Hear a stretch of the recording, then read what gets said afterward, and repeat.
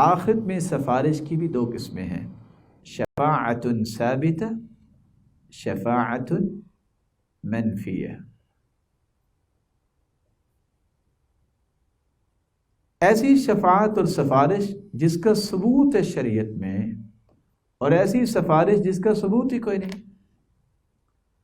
صحیح سفارش اور ثابت شدہ سفارش وہ ہے التي اثبتها اللہ تعالی فی کتابہ او اثبتها رسولہ صلی اللہ علیہ وسلم، وہ سفارش جس کا ثبوت قرآن میں ہے، جس کا ثبوت اللہ کے رسول صلی اللہ علیہ وسلم سے ہے۔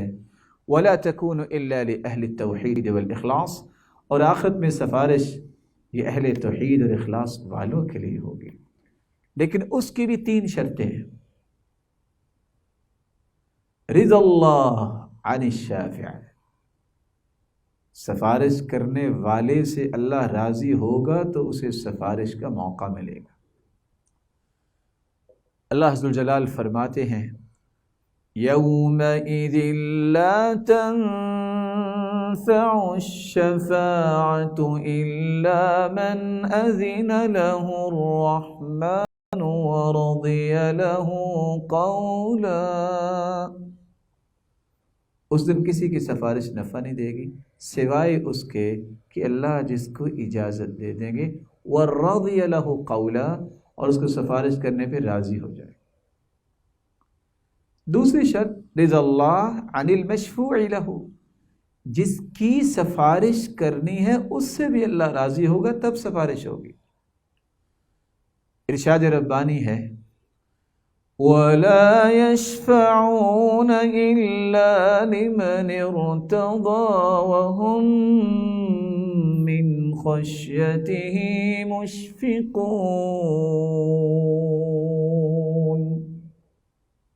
وَلَا يَشْفَعُونَ إِلَّا لِمَنِ ارْتَضَى، کوئی بھی سفارش نہیں کر سکے گا حتیٰ کہ فرشتے بھی جب تک اللہ راضی نہیں ہوگا اس سے جس کی سفارش کرنی۔ وَهُمْ مِنْ خَشْيَتِهِ مُشْفِقُونَ، وہ تو اللہ کی خشیت رکھنے والے ہیں فرشتے، اور بہت ڈرتے ہیں۔